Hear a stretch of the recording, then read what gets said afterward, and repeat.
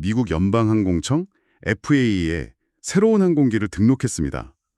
왜 정말 소수의 전문가들만 이 N547JX라는 항공기 등록 소식에 주목하고 있는지 그 이유를 한번 파헤쳐 보는 거죠. 이 사건이 조비가 가능성을 탐구하는 개발 기업에서 상용화를 코앞에 둔 제조기업으로 넘어가는 아주 결정적인 신호탄이라는 걸 알 수 있습니다. 바로 완전 규격 적합 항공기입니다.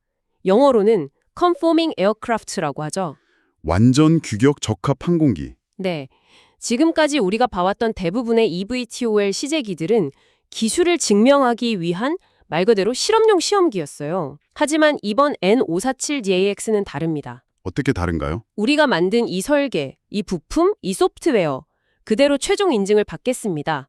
라고 FAA에 제출한 말 그대로 완성된 최종 답안지라는 점에서 근본적인 차이가 있습니다. 아, 실험용 시험기와 완전 규격 적합 항공기.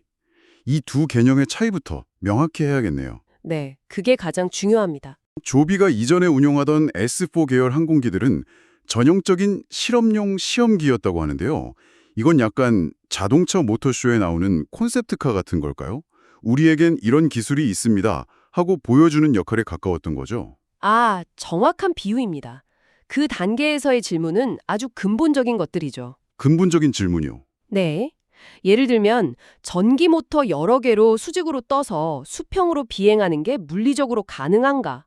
라던가 우리가 개발한 비행 제어 소프트웨어가 추락하지 않고 기체를 제어할 수는 있나? 같은 것들입니다. 아하. 목적 자체가 가능성을 증명하는 데 있기 때문에 일부 부품이 최종 양산품이 아니어도 괜찮고 시스템 일부가 미완성 상태여도 큰 문제가 되지는 않았습니다. 그런데 이번 N424JX는 질문의 종류가 완전히 달라졌다는 거군요. 그렇죠. 될 것 같다의 수준이 아니라 바로 이 항공기로 승객을 태워도 안전한지 증명해봐라 라는 FAA의 공식적인 시험대에 오른 거니까요. 바로 거기서 FAA 형식 증명, 즉 타입 서티피케이션이라는 거대한 산이 등장합니다. 이건 eVTOL 개발 과정에서 가장 어렵고 또 시간이 가장 오래 걸리는 마지막 관문입니다. 형식 증명. 네, 특정 항공기 모델이 설계, 제작, 성능, 안전에 관한 FAA의 수백, 수천 가지 규정을 모두 충족한다는 걸 정부가 공식적으로 인정해주는 절차죠. 이걸 받아야만 비로소 승객을 태우고 돈을 받는 상업 운항이 가능해집니다. 아, 그러니까 이전까지는 참고서 풀면서 공부하는 과정이었다면 이제는 모든 준비를 마치고 정식으로 수능 시험장에 답안지를 제출하는 단계로 들어섰다. 이렇게 보면 되겠네요. 로터, 배터리, 비행 제어 시스템, 소프트웨어, 심지어 비상 상황을 대비한 중복 안전 구조까지 모든 것이 최종 인증 사양으로 통합된 상태입니다. 그 지점이 정말 중요해 보입니다. 겉보기에는 다른 회사들의 시제기들과 비슷하게 날아다니는 것처럼 보여도 그 속을 들여다보면 질적으로 완전히 다른 단계에 있다는 거니까요. 맞습니다. 많은 경쟁사들이 아직 그 지점에 도달하지 못했거든요. 그리고 바로 그 차이를 설명하는 아주 핵심적인 표현이 자료에 등장하는데 바로 조비의 접근법은 페이즈 바이 페이즈가 아니다라는 겁니다. 잠시만요. 페이즈 바이 페이즈, 즉 단계별 접근법이라 얼핏 듣기에는 그게 더 합리적으로 들리는데요.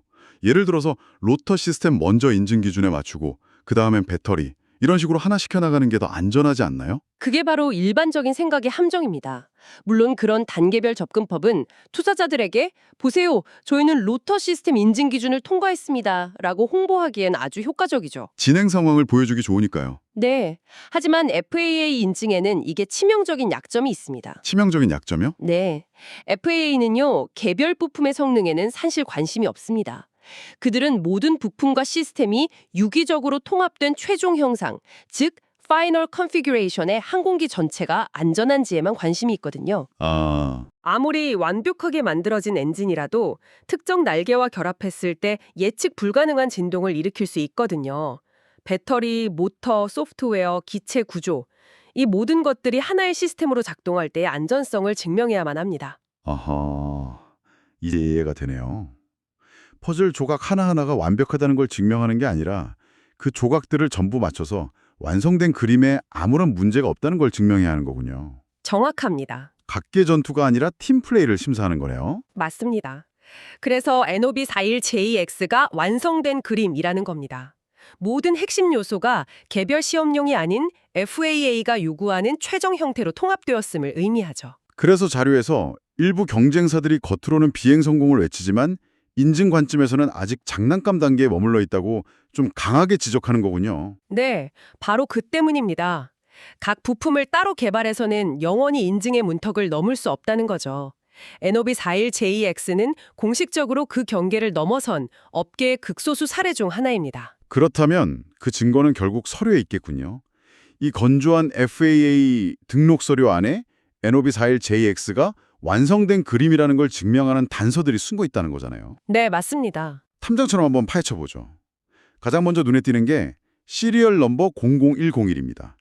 이게 그냥 첫 번째 기치라는 뜻 이상의 다른 의미가 있나요? 네, 이건 단순한 일련 번호가 아닙니다. 이 숫자는 FAA와 항공업계에서는 일종의 약속된 언어, 즉 코드처럼 쓰입니다. 코드요? 보통 0000X처럼 0으로 시작하는 초기 번호들은 개념 검증용 프로토타입이나 초기 실험기에 붙습니다. 이런 걸 한번 만들어 봤는데 아직 완성품은 아닙니다. 라는 뜻을 내포하는 거죠. 일종의 베타 버전 딱지 같은 거군요. 101이라는 번호는 인증 기준으로 제작된 최초의 실기체, 즉 First Conforming Article, 공식적인 양산 1호기라는 상징성을 아주 강하게 띱니다. 아, 양산 1호기. 네. 이제부터 FAA는 이 00101 기체를 기준으로 모든 시험 데이터와 안전성 판단을 누적하게 됩니다. 앞으로 만들 0010이 00103 기체들이 이 1호기와 동일한 기준과 부품으로 만들어졌는지 검증하는 기준점, 즉 앵커가 생긴 셈입니다. 기준점이 생긴다는 건 정말 중요한 의미네요. 서류의 다른 부분도 흥미롭습니다.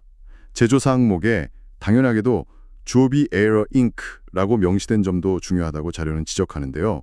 이건 너무 당연한 것 아닌가요? 조비 비행기니까 조비가 제조사로 등록되는 게. 그렇게 보일 수 있지만 개발 초기 단계에서는 외부 테스트 전문 업체나 컨설팅 회사의 이름으로 등록하는 경우도 있습니다. 책임을 분산하거나 아직 완전한 제조사로서의 역량을 인정받지 못했기 때문이죠. 아, 그런 경우도 있군요. 네. 하지만 조비 에어로 잉크라고 명확히 명시했다는 것은 이 항공기의 모든 기술적, 법적 책임을 제조사인 조비가 온전히 지겠다는 공식적인 선언입니다. FAA가 이런 형태의 등록을 승인했다는 사실 자체가 이미 조비의 설계와 생산관리 능력에 대해 상당한 수준의 신뢰가 형성되었음을 암시하는 대목입니다. 그리고 결정적인 단서가 하나 더 있죠. 이전 기체들에서는 흔히 보이던 experimental, 즉 실험용이라는 단어가 사실상 사라졌다는 점입니다. 네, 바로 그겁니다. experimental이나 R&D, 연구 개발용 같은 꼬리표가 없다는 건 아주 상징적인 변화입니다. 이 항공기가 더는 실험의 대상이 아님을 공식적으로 인정받았다는 뜻이니까요. 이 건조한 서류 한 장이 조비가 실험실을 떠나 인증 시험장으로 들어섰다는 공식적인 지위 전환을 증명하고 있는 셈입니다. 알겠습니다. 서류, 숫자, 용어. 이 모든 것들이 중요한 단서라는 건 이해했습니다. 하지만 결국 이 모든 서류 작업이 이끌어내는 실질적인 변화가 가장 중요하겠죠? 그렇죠. 자료에서는 이 등록으로 인해 마침내 미국 본토에서 FAA 규격의 비행 시험이 가능해졌다고 하는데 이전에도 비행 영상은 많이 공개되지 않았나요? 왜 미국 본토에서 FAA 감독하에 비행하는 것이 결정적인 전환점인 거죠? 이것이야말로 오늘 이야기의 하이라이트라고 할 수 있습니다. 오, 그동안 조비는 보안이 유지되는 미 국방부 기지 내에 제한된 공역에서 주로 비행시험을 진행해왔습니다. 일종의 통제된 환경이었죠. 하지만 미국 본토의 민간 공역에서 FAA의 엄격한 감독하에 인증 데이터 수집을 목적으로 비행하는 것은 완전히 차원이 다른 이야기입니다. 차원이 다르다. 네, FAA는 세계에서 가장 보수적인 항공 규제 기관 중 하나예요. 수십 년간 검증된 여객기의 작은 부품 하나를 바꾸는데도 산더미 같은 데이터를 요구하는 곳이거든요. 하물며 전기 모터로 수직 이착륙하는 역사상 전례가 거의 없는 유인 항공기에 대해서는 얼마나 까다롭게 굴지 상상이 가네요. 바로 그겁니다. 그런 FAA가 N47JX를 정식으로 등록하고 미국 내 시험 비행이 가능한 상태로 인정했다는 것은 FAA 내부적으로 이 항공기는 더 이상 위험하고 예측 불가능한 실험 대상이 아니다 라는 잠정적인 결론을 내렸다는 강력한 증거입니다. 아하, 이제부터의 모든 비행은 단순한 기술 시연이 아니라 형식 증명을 위한 공식 데이터를 하나씩 쌓아가는 과정이 됩니다. 인증시계의 초침이 마침내 움직이기 시작한 거죠. 인증시계가 움직이기 시작했다는 표현이 정말 와닿네요. 그러니까 많은 투자자들이 흔히 혼동하는 인증 준비 중과 인증 단계 진입이 완전히 다른 개념이라는 거군요. 네, 완전히 다르죠. 에노사틀잭스 이전까지는 준비 단계였다면 지금부터는 진짜 시험이 시작된 거고요. 네, 정확합니다. 그리고 이건 리스크의 성격이 근본적으로 바뀌었다는 것을 의미합니다. 지금까지 시장이 조비에게 던졌던 가장 큰 질문은 이 기술이 과연 실현 가능하냐는 기술적, 개념적 리스크였습니다. 그렇죠. 과연 될까 하는. 네. 하지만 이제 그 질문은 정해진 기간 안에 모든 시험을 완료할 수 있느냐는 일정 관리 리스크로 바뀝니다. 물론 시험 과정에서 예상치 못한 문제가 터져서 일정이 지연될 수는 있겠죠. 네, 그럴 수 있죠. 하지만 그건 해결 가능한 문제일 가능성이 높습니다. 기술 자체가 불가능하다는 근본적인 불확실성이 크게 해소된 겁니다. if의 문제에서 when의 문제로 넘어왔다는 거네요. 이건 뭐 기업의 가치를 평가하는 관점에서도 엄청난 차이인데요. 그렇습니다.